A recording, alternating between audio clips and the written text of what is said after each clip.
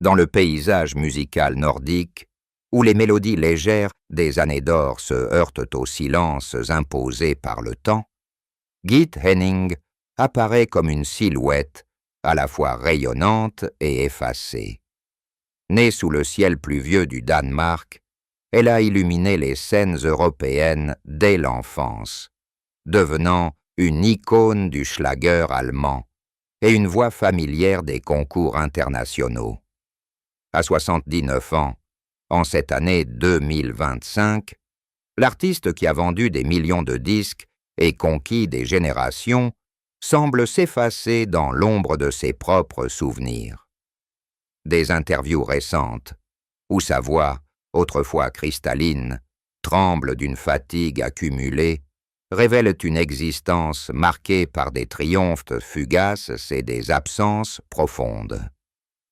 Cette plongée dans sa trajectoire, structurée en chapitres, explore les strates d'une vie où la gloire n'a pas su conjurer la solitude ni les regrets, offrant un regard objectif sur une femme dont le chant portait autrefois l'espoir, mais qui affronte aujourd'hui l'amertume d'un crépuscule solitaire. Gitte Henning voit le jour le 29 juin 1946 à Aarhus, deuxième ville du Danemark, un port industriel où les vents de la mer du Nord balaient les rêves modestes des familles ouvrières. Fille unique d'un père employé de banque et d'une mère au foyer passionné de radio, elle grandit dans un appartement exigu du quartier de Trøjborg, entouré de disques rayés et de chansons diffusées par les ondes locales. Dès ses premières années, la petite Gitte manifeste une sensibilité musicale et exceptionnelle. À 4 ans, elle fredonne des airs de jazz américain entendus à la TSF, imitant avec une justesse instinctive les inflexions de Billie Holiday. Ses parents, remarquant ce don précoce, l'inscrivent à des cours de chant dans une école paroissiale, où elle apprend les bases du folklore scandinave, mêlant hymnes luthériens et ballades populaires. Pourtant, cette enfance idyllique sur le papier cache des fissures subtiles. Aarhus, encore marqué par les cicatrices de la Seconde Guerre mondiale, impose une austérité quotidienne. Rationnement alimentaire persistant et un climat social tendu entre reconstruction et émigration. Gitte, avec sa chevelure blonde et son sourire timide, devient vite la mascotte des fêtes de quartier, mais cette précocité artistique l'isole de ses pairs. À 7 ans, elle enregistre son premier disque chez un label local, une reprise enfantine de Hush Little Baby, qui se vend modestement dans les bazars de la ville. Les producteurs, flairant un potentiel commercial, la poussent vers des engagements plus intenses. Auditions à Copenhague, voyager en train pour des émissions radiophoniques. C'était comme si on m'avait volé mon enfance pour en faire un produit, confiera-t-elle des décennies plus tard, dans une rare confidence à un journal danois, évoquant les nuits solitaires dans des hôtels impersonnels, loin du foyer maternel. L'analyse de cette période fondatrice révèle un paradoxe. Le talent de Gitte propulse sa famille vers une stabilité financière précaire, mais au prix d'une maturité forcée. En 1953, à l'âge de 7 ans, elle participe à son premier concours national, remportant un prix qui attire l'attention des médias suédois voisins. Cette victoire marque le début d'une migration artistique. En 1958, la famille déménage à Stockholm, attirée par les opportunités du marché nordique en pleine expansion post-guerre. Gitte, alors âgée de 12 ans, doit s'adapter à une nouvelle langue et à un environnement culturel plus cosmopolite, où le rock naissant concurrence les valses traditionnelles. Ses premiers enregistrements en suédois, comme Tror du jag Lyge en 1961, capture somma bien cette transition. Une voix juvénile, pleine d'innocence feinte, qui masque déjà les tourments d'une adolescence arrachée à ses racines. Cette phase initiale, loin d'être un conte de fées, pose les bases d'une carrière bâtie sur l'exploitation précoce, un thème récurrent qui teinte rétrospectivement ses mémoires d'une teinte mélancolique, comme si les applaudissements précoces avaient me semé les graines d'une solitude future. Les années 1960 propulsent Git Henning vers les sommets de la variété européenne, transformant la jeune immigrée suédoise en star du schlager allemand, un genre pop léger qui domine les ondes d'outre-Rhin. En 1962, elle représente le Danemark au concours Eurovision de la chanson avec Dansvind, mais une disqualification technique due à une diffusion prématurée de la mélodie. La relègue aux coulisses, un revers qui, bien que mineur, laisse une empreinte d'humiliation publique. Rebondissant avec énergie, elle enchaîne les succès en Allemagne. Ich will nen Cowboy allemand, en 1964, devient son premier tube numéro 1, écoulé à plus d'1 million d'exemplaires et couronné d'un disque d'or. Ce hit, avec ses paroles naïves sur l'amour idéal, propulse Git sur les plateaux télévisés de la ZDF, où elle partage l'affiche avec des légendes comme Roy Black. Sa présence scénique, un mélange de fraîcheur nordique et de sensualité naissante, séduit un public en quête d'évasion après les rigueurs de la reconstruction. Elle tourne dans une dizaine de films musicaux comme Jetzt dreht die Welt sich nur um dich en 1964, où elle incarne une héroïne romantique aux prises avec les affres de l'amour adolescent.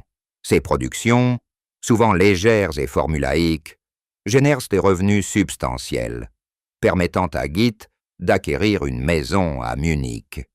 En 1966, elle revient à l'Eurovision pour le Danemark avec For and Penny, terminant 6e, un classement honorable qui consolide sa réputation internationale.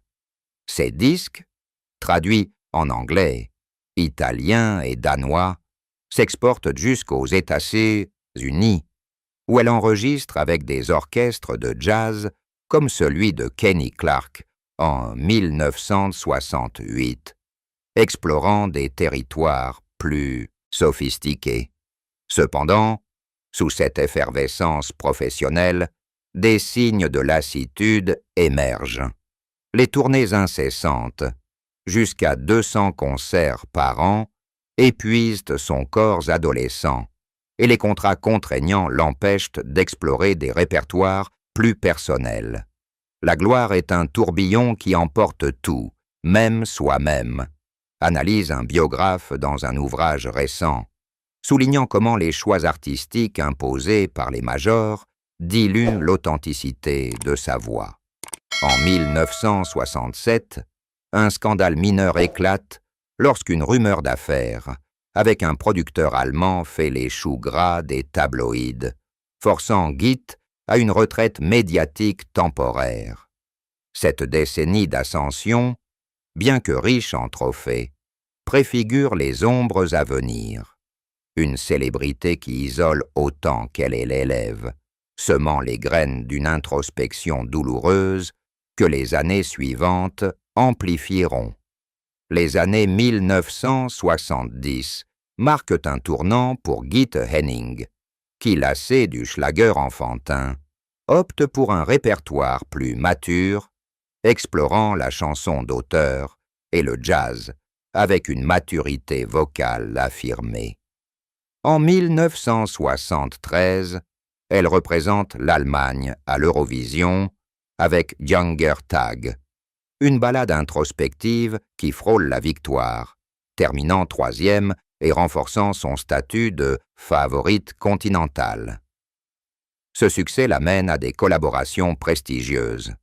Un album jazz avec le big band de Francis Bolland en 1974, suivie d'une tournée européenne où elle partage la scène avec des artistes comme Ella Fitzgerald. En Allemagne, elle lance des disques comme Git en 1975, mêlant pop orchestral et titres engagés sur l'émancipation féminine, reflétant les vents du temps avec une subtilité qui tranche sur ses débuts. Parallèlement, sa filmographie s'étoffe. En 1978, elle tente de représenter le Luxembourg à l'Eurovision avec Rien qu'une femme, mais cède la place à Baccara, un épisode qu'elle évoque avec une pointe d'amertume dans des entretiens ultérieurs. Les années 1980 voient une diversification. Elle apparaît dans des productions théâtrales danoises et enregistre des standards internationaux, comme une reprise de Summertime qui grimpe dans les charts nordiques. Sa voix, désormais veloutée par l'expérience, conquiert un public adulte, et elle reçoit des prix d'interprète en Allemagne et au Danemark. Pourtant, cette évolution artistique coïncide avec les premiers revers personnels. En 1982, son mariage avec le manager Joe Geisler, célébré en grande pompe à Copenhague, se fissure sous le poids des absences professionnelles. Le couple sans enfant divorce en 1985 après 3 ans d'union tumultueuse, laissant Git avec un sentiment de vide affectif. L'examen de cette période met en lumière une transition délicate. La maturité artistique libère Git de l'image de l'éternelle jeune fille, mais expose ses vulnérabilités. Sans descendance, elle confie dans une interview de 1987 à un magazine « Féminin l'angoisse d'une solitude naissante. Les applaudissements remplacent les rires d'enfants que je n'ai pas eus. Des problèmes de santé mineurs émergent alors. Des crises de voix dues à l'épuisement, traitées par des cordes vocales au repos forcé, préfigurant des défis plus graves. Ces années de consolidation professionnelle révèlent ainsi une femme en quête d'ancrage, où les succès scéniques masquent de plus en plus difficilement les failles intimes. Les années 1990 imposent à Git Henning une adaptation aux mutations de l'industrie musicale, où le schlager cède la place au pop-rock et à l'électro. À 45 ans, elle réinvente son image avec des albums comme Move Me en 1993, un recueil de ballades introspectives qui touchent un public nostalgique en Allemagne. Elle participe à des tournées commémoratives, comme celle de 1995, célébrant les 30 ans de ses premiers hits, et apparaît dans des émissions télévisées danoises où elle revisite ses classiques avec une émotion contenue. En 1998, une tentative de comeback à l'Eurovision pour la Suède échoue en demi-finale, un échec qu'elle relativise publiquement, mais qui ravive des doutes internes sur sa pertinence. Sur le plan personnel, l'absence d'enfant pèse de plus en plus lourd. Après son divorce, Git entame une relation discrète avec un musicien suédois, mais celle-ci s'achève en 1992 par une séparation amiable, accentuant son repli sur soi. Elle s'installe dans une villa isolée près de Copenhague, un havre de paix meublé de souvenirs, disques d'or encadrés, photos jaunies de tournées passées, mais où l'écho des pas solitaires domine. Des problèmes de santé s'aggravent. En 1996, un diagnostic d'arthrose au genou, séquelle des années de performances physiques intenses, la contraint à limiter ses déplacements. Le corps se trahit avant l'esprit, déclare-t-elle lors d'une conférence sur la longévité artistique en 1999, une phrase qui trahit une résignation naissante. L'analyse de cette maturité souligne une résilience forgée dans l'adversité. Git, loin des spotlights intenses de sa jeunesse, trouve un équilibre dans des engagements plus intimes, comme des masterclass pour jeunes chanteuses danoises. Pourtant, l'isolement s'installe. Amis du show business s'éloignent avec les modes, et la famille restreinte, un frère aîné en maison de retraite, offre un soutien sporadique. En 2003, un second mariage éphémère avec un éditeur allemand se solde par un divorce rapide en 2005, renforçant son image de femme indépendante mais esseulée. Ces décennies, de transition vers l'oubli relatif, esquissent que le portrait d'une artiste qui, ayant tout donné à son public, récolte désormais le silence d'une reconnaissance fanée, un prélude aux ombres plus denses de l'âge avancé. Les années 2010 représentent pour Git Henning une période de bilan contrasté, où les échos de sa gloire passée se heurtent à la réalité d'une industrie musicale impitoyable, dominée par les flux numériques et les idoles éphémères. À l'approche de la soixantaine, elle tente un retour aux sources avec l'album Git 60, en 2011, une compilation de reprises acoustiques de ses tubes des années 1960, enrichie de duos avec des artistes émergents allemands comme Helene Fischer. Ce projet, salué par la critique pour sa sobriété émouvante, atteint modestement les classements seniors en Allemagne, mais peine à reconquérir un public jeune, habitué aux algorithmes de streaming. Git, avec une voix qui a gagné en profondeur et en gravité, y infuse une nostalgie palpable, comme dans sa version revisitée de Ich will nen Cowboy Allmann, où les accords de guitare sèche évoquent un Far West intérieur, loin des orchestrations foisonnantes d'antan. Parallèlement, elle s'engage dans des tournées thématiques, rejoignant en 2004 une formation scandinave avec les chanteuses Wenche Mir et Sivu Malmkvist, baptisé Git Wenche Sivu.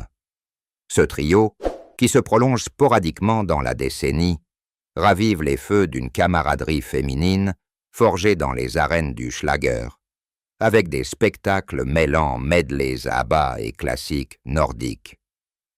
En 2013, lors d'une date à Hambourg, Git partage l'anecdote d'une répétition chaotique transformée en triomphe collectif, un moment de joie rare qui contraste avec les coulisses solitaires de sa préparation. Ses engagements live, limités à une quarantaine par an pour ménager sa santé, lui permettent de maintenir un lien ténu avec les fans fidèles, souvent des retraités qui affluent pour revivre les émois de leur jeunesse. Sur le front personnel, l'absence de descendance devient un poids plus lourd, amplifié par le décès de son frère aîné en 2012, dernier rempart familial proche. Installé dans sa villa copenhagoise, entouré de vinyles jaunis et de coupures de presse encadrées, Git confie à un podcast danois en 2015 son regret d'avoir priorisé la scène sur la maternité. Les notes que j'ai chantées ont rempli des stades, mais aucun berceau. Une brève idylle avec un collectionneur d'art suédois en 2014 s'achève sans engagement, renforçant son repli introspectif. Des soucis de santé persistent. Une opération des cordes vocales en 2016, suite à une nodule bénin, impose une thérapie vocale prolongée, forçant l'annulation de plusieurs dates. Ma voix, c'est tout ce que j'ai. La perdre, c'est comme effacer des décennies, déclare-t-elle dans un journal intime, publié partiellement en 2018. L'analyse de cette décennie met en exergue une résilience discrète. Git, loin des projecteurs crus, cultive des niches comme des masterclass en ligne pour aspirantes chanteuses où elle transmet des leçons sur la gestion de l'image publique. Pourtant, l'oubli guette. Les streams de ses anciens hits stagnent, et les labels focalisés sur le viral négligent ses propositions d'enregistrement originaux. En 2019, une apparition surprise à un gala caritatif pour la recherche sur le cancer à Stockholm, où elle interprète Djungertag a cappella, touche une salle conquise, mais illustre aussi la précarité de son actualité.